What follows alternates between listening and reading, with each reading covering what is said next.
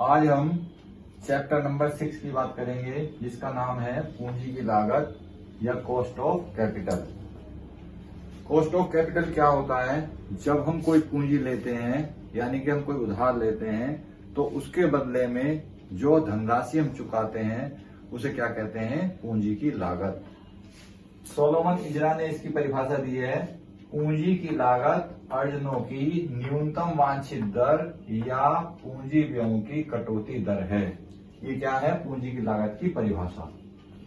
अब हम इसके बाद आते हैं पूंजी की लागत की विशेषताओं पर। इसकी फीचर्स कौन सी हैं? Features of cost of capital. Number first है वित्तीय जोखिम का पुरस्कार, यानी कि reward of financial risk.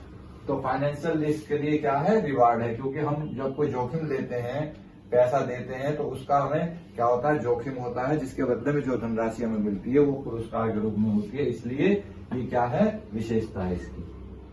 Second है ऋण पूंजी अनुपात के निर्धारण में सहायक, यानी कि हेल्पफुल इन डिटर्मिनेशन ऑफ डेब्ट कैपिटल रेशो। यानी कि जो हम ऋण लेते हैं, जो हमारे पास इक्विटी शेयर कैपिटल होती है, उसके निर्धारण में क्या होती है? सहायक होती है। नंबर थर्ड है संस्था की आय से संबंधित, यानी कि पूंजी की लागत जो होती है वो संस्था की आय से संबंधित होती है। जो संस्था जो जितना कमाती है उससे संबंधित होती है पूंजी की लागत। नंबर फोर्थ है विनियोगों पर अवश्य प्राप्त होना। यदि हम कोई विनियोग करते हैं, कोई इन्वेस्टमेंट करते हैं, तो उस पर हमें अवश्य ही ये क्या होगी? प्राप्त होगी। क्योंकि जब हम किसी को उधार देते हैं या हम कहीं इन्वेस्ट करते हैं, तो उसके बदले में हमें कुछ धनराशि मिलती है, जो क्या कहलाती है? आय कहलाती है, यानी कि पुरस्कार के रूप में जो प्राप्त होती है वो क्या होगा? पूंजी की लागत की विशेषता होगी। इसके बाद आते हैं अब हम पूंजी की लागत के उद्देश्य, objectives of cost of capital. इसमें नंबर फर्स्ट आता है आपका विनियोग निर्णय में सहायक। ये क्या है?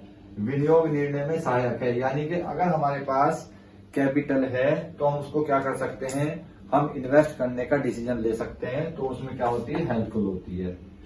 नंबर सेकंड है वित्तीय निर्णय में सहायक, यानी कि फाइनेंशियल डिसीजन अगर हमें कोई लेना हो तो उसमें भी कॉस्ट ऑफ कैपिटल क्या होती है? हेल्पफुल होती है। नंबर थर्ड है तुलनात्मक अध्ययन में सहायक।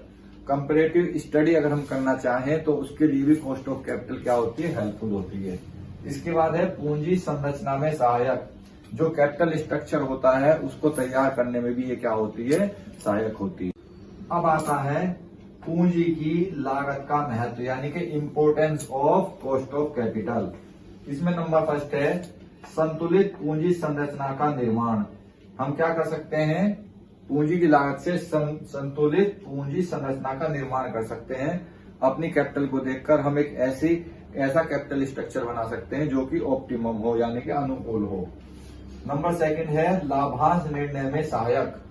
डिविडेंड डिसीजन में भी ये क्या होती है? हेल्पफुल होती है। अगर हमें कोई डिविडेंड डिसीजन लेना है तो उसमें भी पूंजी की लागत क्या होगी? हेल्पफुल होगी। नंबर थर्ड है पूंजी बजटन निर्णय में सहायक। अगर हमें कोई कैपिटल बजटिंग का डिसीजन लेना है तो उसमें भी क्या होगी? हेल्पफुल होगी। इसके बाद नंबर फोर्थ है वित्तीय साधनों का अध्ययन। यदि हमें कोई वित्तीय साधन यानी कि फाइनेंशियल सोर्सेज के बारे में कोई हमें स्टडी करनी है तो उसमें भी क्या होती है? सहायक होती है कॉस्ट ऑफ कैपिटल। इसके बाद आता है आपका पूंजी की लागत के प्रकार, यानी कि types of cost of capital. इसमें नंबर फर्स्ट है ऐतिहासिक लागत, हिस्टोरिकल कॉस्ट। हिस्टोरिकल कॉस्ट क्या होती है? जो भूतकालीन आंकड़ों पर आधारित होती है उसे हम क्या कहते हैं? Historical cost. यानी कि जो पास्ट के हमारे डाटा होते हैं उन पर जो आधारित होगी वो क्या कहलाएगी? हमारी हिस्टोरिकल कॉस्ट। नंबर सेकंड भावी, यानी कि फ्यूचर या अनुमानित लागत। जो भविष्य में होने वाली लागत है उसे हम क्या बोलेंगे? फ्यूचर कॉस्ट, यानी कि एस्टिमेटेड कॉस्ट भी हम उसे बोल सकते हैं कि जो आगे हो सकती है, तो इसलिए वो क्या है? हमारी फ्यूचर कॉस्ट या एस्टिमेटेड कॉस्ट। इसके बाद आती है स्पष्ट लागत, एक्सप्लिसिट कॉस्ट। जो विशेष रूप से, जो प्रत्यक्ष रूप से संबंधित है हमारे साधनों से, वो क्या कहलाती है? स्पष्ट लागत। अब आती है अस्पष्ट लागत, इम्प्लिसिट कॉस्ट। ये क्या होती है? जो कि प्रत्यक्ष रूप से नहीं होती है, यानी कि इनडायरेक्ट रूप से होती है, वो क्या कहलाती है? हमारी अस्पष्ट लागत। अब आती है औसत लागत, एवरेज कॉस्ट। एवरेज कॉस्ट का मतलब ये है कि जितने भी हमारे पास साधन है उन सबको मिलाकर एक औसत निकाला जाता है उनका, तो क्या कहलाती है? हमारी एवरेज कॉस्ट। इसके बाद आती है सीमांत लागत। सीमांत लागत वह लागत है जो 1 रुपए की लागत के बराबर हो, यानी कि वो क्या होती है? अगर बढ़ता है तो बढ़ती है और घटता है तो घटती है। एक तरह से हम इसे क्या कह सकते हैं? वेरिएबल कॉस्ट भी कह सकते हैं, परिवर्तनशील लागत भी हम इसे कह सकते हैं। इसके बाद आती है विशिष्ट लागत, स्पेसिफिक कॉस्ट। स्पेसिफिक कॉस्ट वो कॉस्ट है जो कि किसी विशेष उद्देश्य से रखी जाती है, यानी कि हम कोई स्पेसिफिक किसी की कॉस्ट निकालना चाहते हैं तो क्या कहलाती है? हमारी विशिष्ट लागत, यानी कि स्पेसिफिक कॉस्ट कहलाती है।